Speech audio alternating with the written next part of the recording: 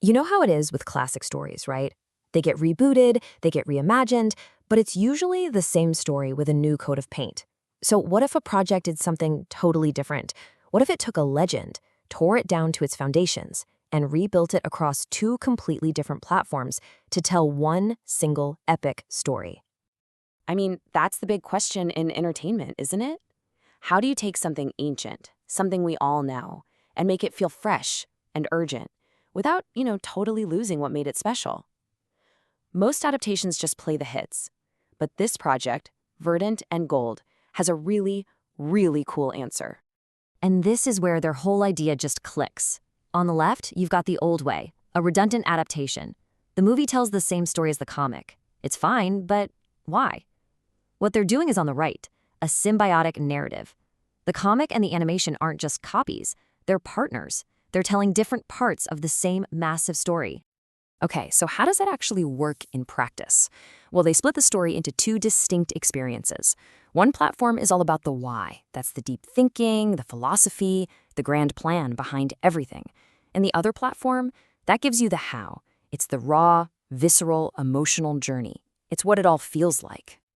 So let's start with the why. This is the engine of the whole story, and it's all laid out in a super dense, philosophical comic book series. And this isn't some throwaway tie-in either. This is the master blueprint. This is where the conspiracy is born. And the person drawing that blueprint? Morgan Le Fay. But you can just forget everything you think you know about her. She's not the petty, jealous witch from the old stories. Here, she's the architect, a genius-level philosopher and anarchist who looks at the perfection of Camelot and sees a cancer that needs to be cut out. But here is the twist that makes it all so brilliant. This version of Morgan is meta. She knows she's a character in a story. She is fully aware that for centuries, writer after writer has changed her story, retconned her, turning her into a one-dimensional villain. So her entire plan isn't just about Camelot, it's about taking back control of her own narrative. So why all the anger? Why the rebellion? Because in this world, Camelot isn't a paradise. It's a prison. It's a gilded cage, shining on the outside, but inside it's all about self-satisfied virtue. It's a place where honor has become a brand, and the knights are trapped by their own perfect reputations. Morgan sees it as fundamentally hollow, and she's got a plan to prove it. And this right here is the philosophical war at the heart of the comic. You've got two symbols. Gawaine's shield has the pentangle. It's what's called monosimius. It has one single, rigid meaning, impossible perfection. It's an endless knot that traps you. But then you have the green girdle. It's polysimius. It's messy. Its meaning changes. It represents the chaotic, complicated reality of just trying to survive.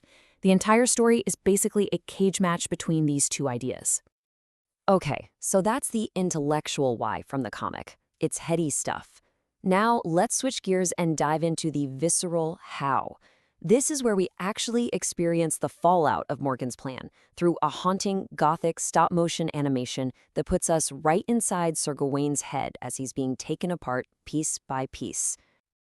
And just think about that style for a second. A Tim Burton-style stop-motion piece. It's got that perfect mix of gothic horror and strange beauty, right? That whimsy that's also kind of creepy. It's the absolute perfect visual language for a story about the beautiful, polished idea of chivalry starting to crack and decay. And you can literally see the story being told through the color palette. Camelot, that supposed paradise, is all suffocatingly bright pastels and perfect symmetry. It feels fake, almost sterile. But the second Gawain rides out into the wilderness, bam! The world explodes into this high-contrast mix of black, white, and a deep emerald green.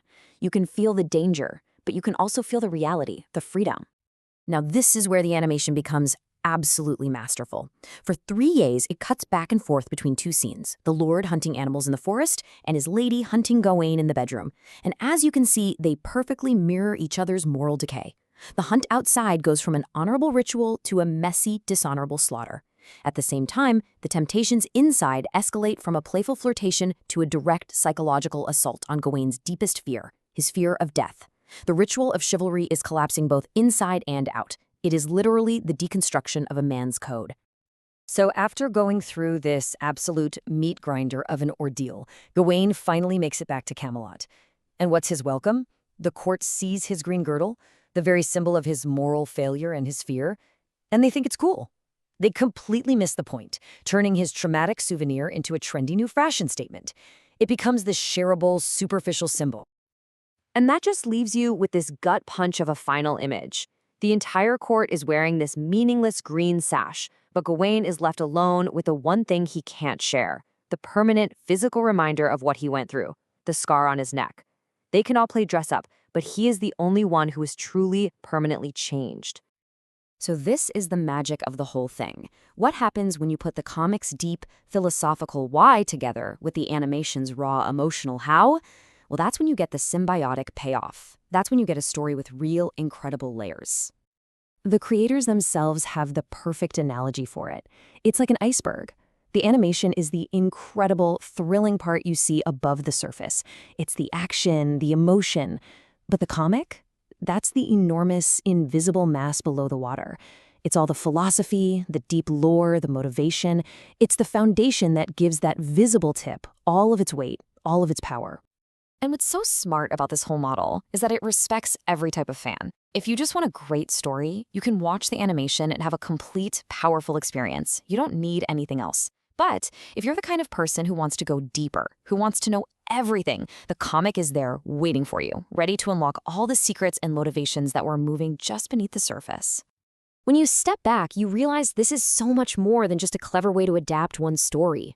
A model that trusts its audience to connect the dots between platforms instead of just feeding them the same thing over and over, well, that could be a real glimpse into the future of how we tell big, complex stories. It really makes you think, doesn't it? What other great legends, what other epic myths are out there just waiting for this kind of treatment, waiting for someone to finally separate and then beautifully connect their deep, complex why with their powerful, emotional how?